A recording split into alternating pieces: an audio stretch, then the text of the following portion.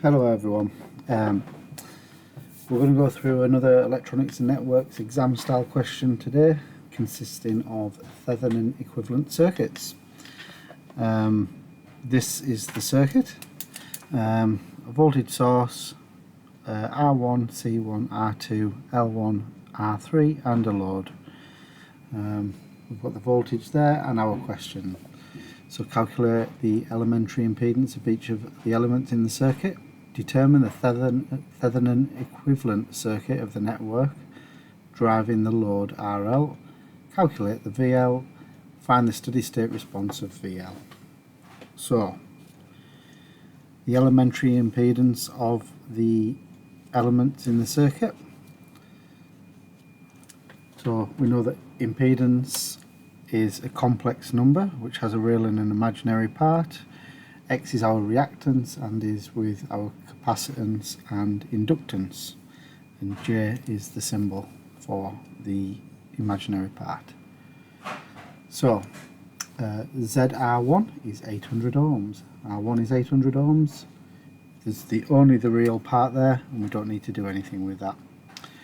Now capacitance is worked out by minus J 1 over omega C. We know that omega is 2 pi f, where f is frequency.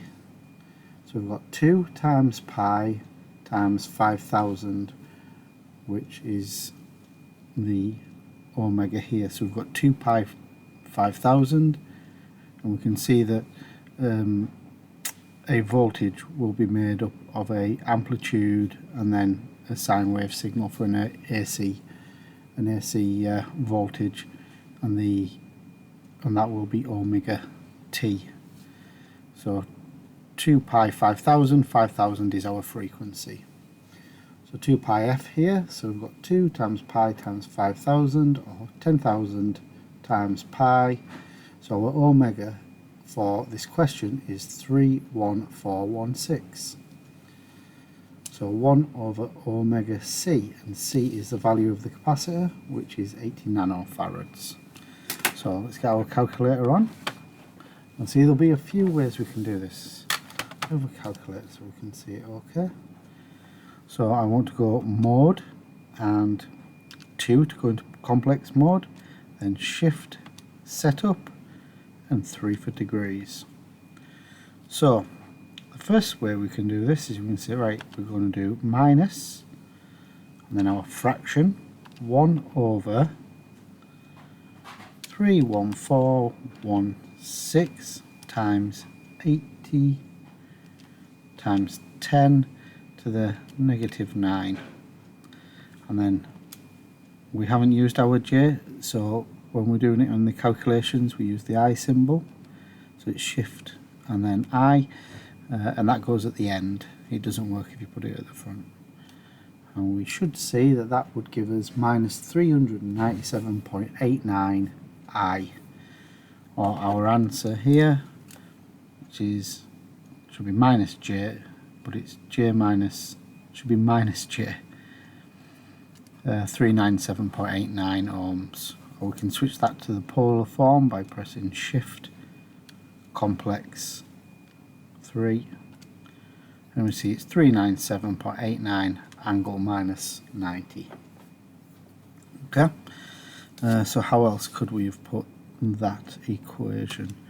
So we could also do it like this, minus 1i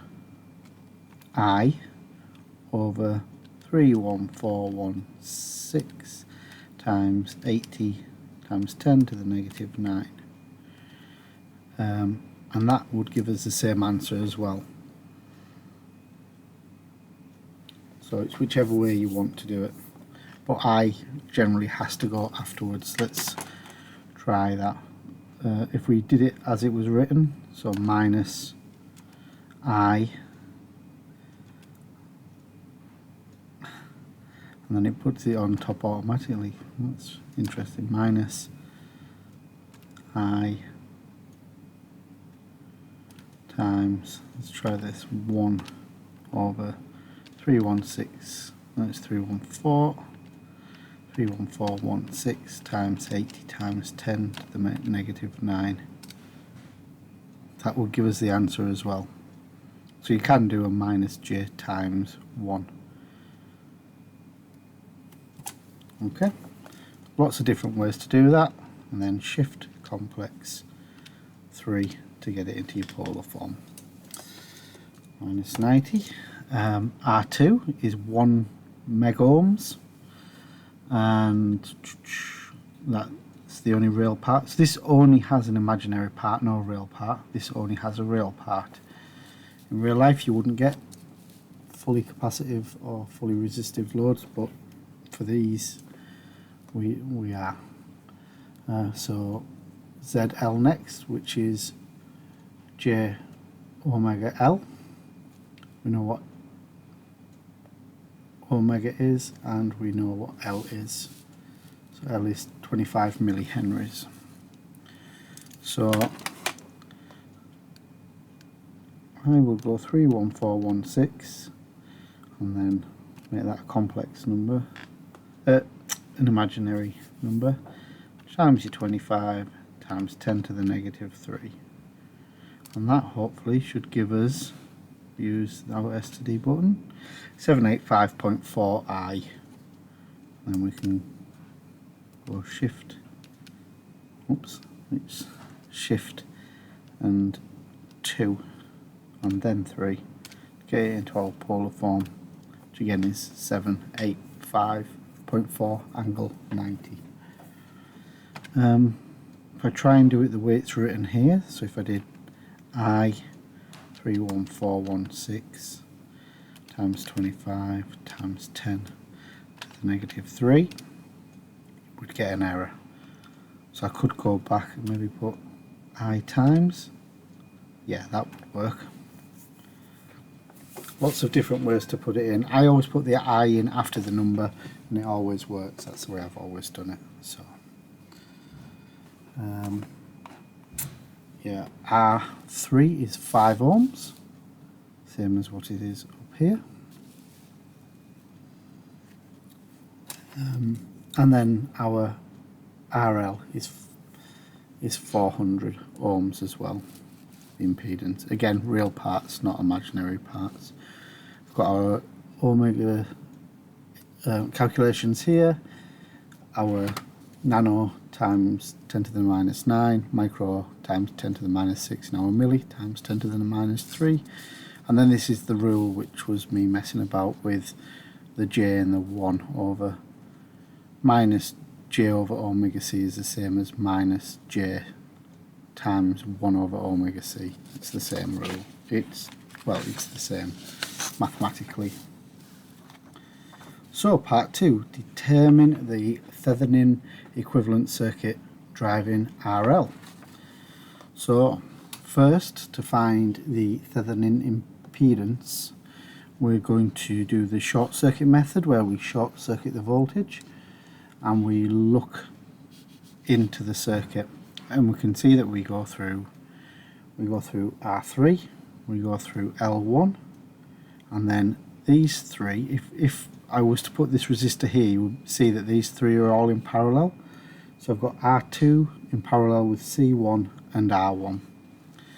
So this is how I would write it. So Z Thevenin is ZR, ZC, Z2.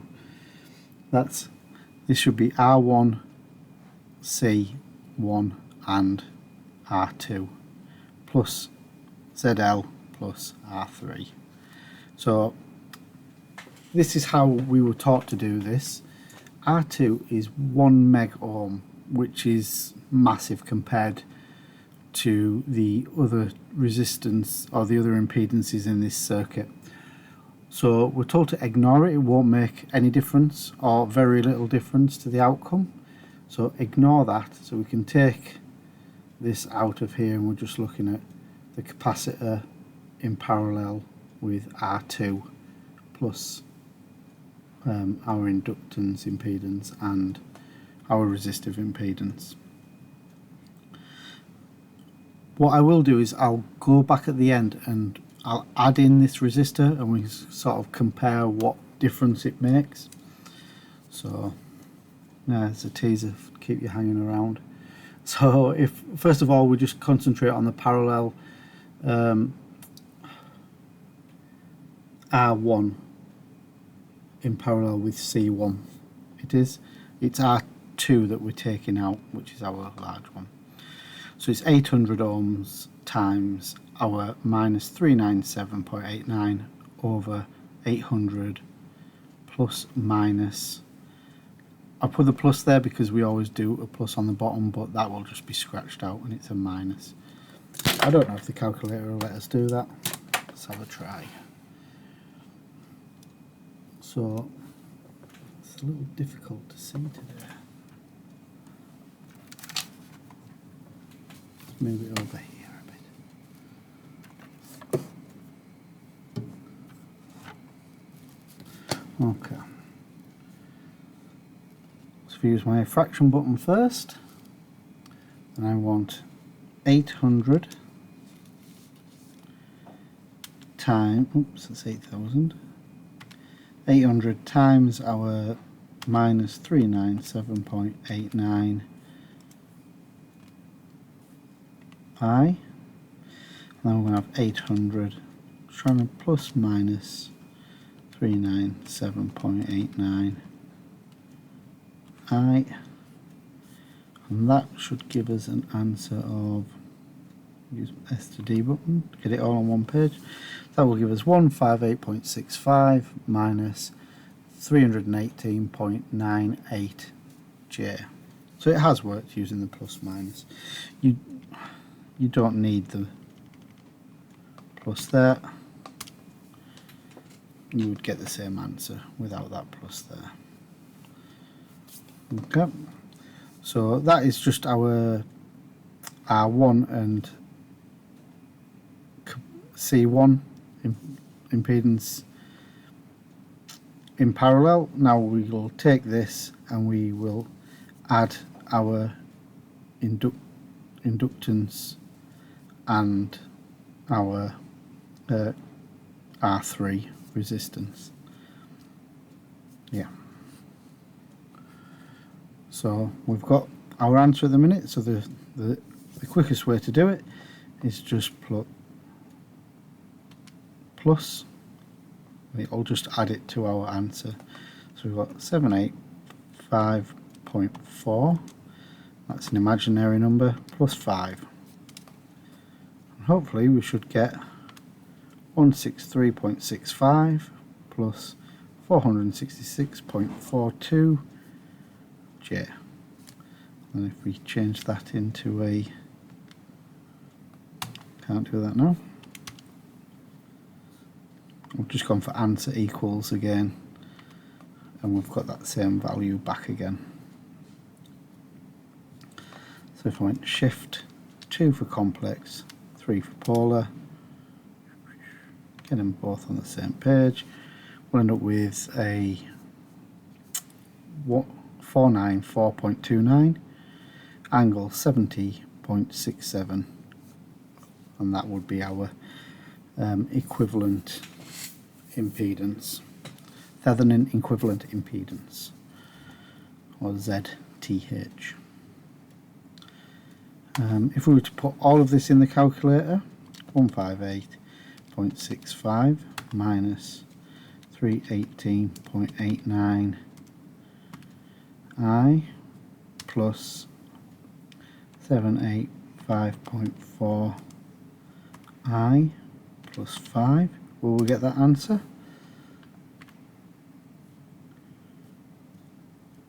$163.65 plus 466.51, and we've lost some of the extra digits because we've gone to 2 decimal places. So we've got a very similar answer, but it's not quite the same, and that's just because we went from working this out to adding that in, and we've kept all the extra decimal places in where we haven't now. So we still get the same answer, but it's just slightly changed. Let's have a look, see what that looks like in the polar form. So our angle is still 70.67 and we're 494.29 here and 38 there. So a slight difference, but that's just from rounding. So now to find the equivalent voltage, we put our voltage source on and we take our load off, so we're looking at open circuit. And we can see here that our current will flow through here, and we will find our voltage here will be the same as the voltage here. There can't be any flow through here. So again, R2 is large in comparison to the other impedances, so it can be ignored. So using our standard voltage divider formula, where V out equals R2 over R1 plus R2 times V in. So it will be R1, R2, but this one is C1. So we're just looking at these two in parallel at the moment. So we know our supply voltage, and we know our capacitive inductance, capacitive impedance and our resistive impedance, and we times that by the voltage. So let's run through this on the calculator. We're going to have minus 397.89 over 397.89. That's a negative. I'm going to use that minus that. Plus 800. I'm going to times that by 4, and then it's shift, and then this angle button here, angle minus 60.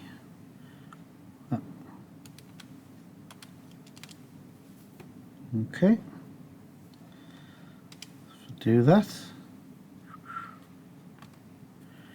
We should get minus 0.985 minus 1.48 J. And again, if we switch that to the complex, to the polar form, we'll get 1.78 angle minus 123.56. Okay, so we can put that in, and this is our Thevenin equivalent circuit.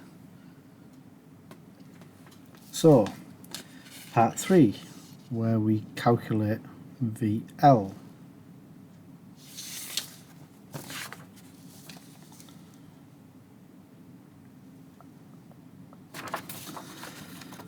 Right, so part 3 of the question is to calculate the load voltage. So the way that we're going to do that is we know our Thevenin equivalent voltage, we know our Thevenin equivalent impedance, and we know our load impedance or resistance. So first of all, we're going to work out the current using the voltage and the combined resistance or impedance. Once we've got the current, we're then going to use the resistance and the current to find out VL. So let's work out our current. We've got 1.78 angle minus 123.56 over 494.29 angle 70.66. Add our 400 ohms, so we've got our voltage on the top and then our combined impedance below. So our Thevenin equivalent impedance over our Thevenin equivalent voltage, and then we're adding our load resistance onto our Thevenin equivalent impedance. So we've got that, we'll hit equals, we'll get our answer there, minus 2.32. I haven't got this in rectangular form, so let's just switch this to polar form. And we should see that it's 2.433 times 10 to the minus 3 angle minus 163.16. Excellent. So now we know our current. That is our current. So we can see that our load voltage is going to be our current times our load impedance, or RL. So we'll multiply that out and we should find VL. So we get 2.433 times 10 to the minus 3, and then we do our angle minus 163.16 times 400, and we should get an answer of, again, I've got my answer in rectangular form, so I'll switch it over to polar form because that's how I've written it down for some reason. We get 0.973 angle minus 163.2 or 0.16. So finally, our steady state voltage through, what is it, steady state response of VL. So our load voltage is going to be our 0.97 cos 2 pi 500 t, and then minus 163.16, or you can multiply your 2 times your frequency and just have pi t. That is it's just adding the numbers that you've just found out. So it should be VL, steady state voltage. Right, so let's go back and have a look at what happens if we kept our large resistor R2 in the equations. Right, so let's have a look at it with our big resistance, our large resistance that we took out before. So what we're going to do is, we can't use the method that we used before where we just had two bits in parallel. We have our R1, our C1 and our R2 in parallel, and then we have to add on our ZL and R3 to get the total resistance. But what we'll do here is we'll just look at our parallel resistance and see what it is with our resistor in and without our large resistor in. So I'm going to open our brackets, and then we're going to go 1 over 800 plus 1 over 397.89. Right, that is a minus, plus our 1 over 1 times 10 to the 6, which is our meg. Then we're going to do these to the power of minus 1, and the power of minus 1 is just the same as saying over 1. So we get our value. So if we hit equals there, we can see we get 158.73 minus 318.88 J or I. So this is excluding, this is the answer that we got excluding this part of the resistance. We got 158.66 rather than 73 minus 318.99. So there is a slight difference, but it's also very similar. So we're saying it doesn't have an effect, it does have a slight effect, but not enough to do the extra maths. Or this is an opportunity to show that you know enough about the circuit to say, that's not going to make much of a difference, I don't have to do it. I'm excluding it because it is out of proportion to the other impedances. The other way of doing this is the normal way, which is 1 over ZT. So you work this out, you get your answer, and then you move your ZT there, so you times both sides by ZT, and then you move your calculated parallel part over here. So ZT would equal 1 over this, which would equal your 158.75, which is close, minus your 318.90. And again, this is just because we've rounded here when we've worked it out. Using this way, we just type it all in and hit equal, so we don't round these numbers out. So what about our voltage if we add our resistance into our voltage? So our voltage again, so first of all we'll combine these C1 and R2 in parallel. So if we do that the way we did it before, we have 1 over minus 397.89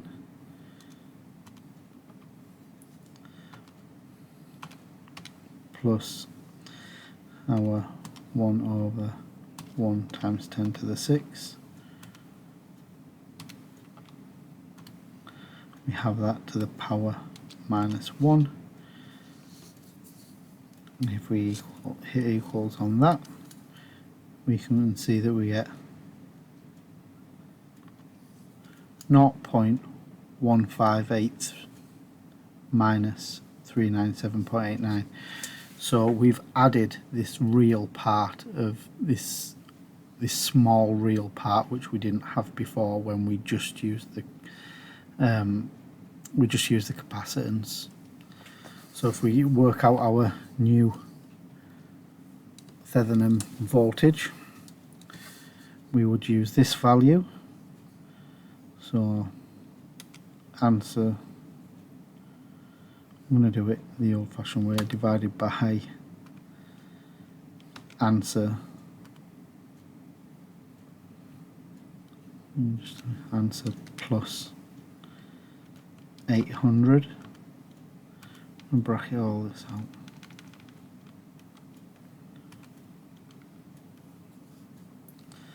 Times 4 angle minus 60. And we'll get 0.984 minus 1.48 J, or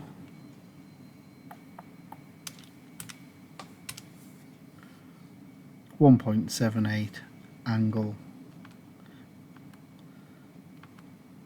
minus 123.54, and that's versus what we got without the resistance of, so we had minus 0.984, we have minus 0.985, and your minus J1.48 is minus J1.48, so the resistance really hasn't had much effect on the Thevenin equivalent voltage. And I did a bit of a scruffy job of this, so I'm just going to go back and do that again, to be honest. So at 0.158 minus 397.89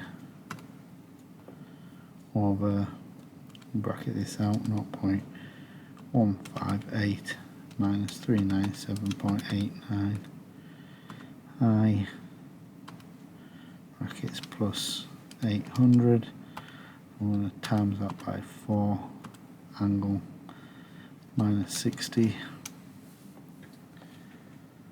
and that gives us again our 0.984 minus 1.48. Okay, so that's the effect that the resistance had. So what have we got? A few additional notes. Impedance versus reactance. So impedance is given as a complex number, so for example Z equals our resistance plus our imaginary reactance. So where Z is impedance, R is resistance, and X is reactance. Reactance is the complex term X So we call X reactance. Impedance of a pure capacitor is Z equals minus JXC. There's no resistive component. So it could be written as Z equals 0 minus JXC, or we could just write it as equals minus JXC. So if we look at capacitive impedance versus capacitive reactance, so our impedance is minus XC, where our reactance XC is 1 over omega C, which is equal to 1 over 2 pi FC. Yeah, so they look quite similar, but don't get them confused. And also leading and lagging. So a pure capacitive circuit, the current leads the voltage by 90 degrees, and in a pure inductive circuit, the current lags the voltage by 90 degrees. And then depending on your mixture of both, it'll either lead or lag, but not by 90 degrees if you've got a mixture in there. Okay, hope that's been helpful.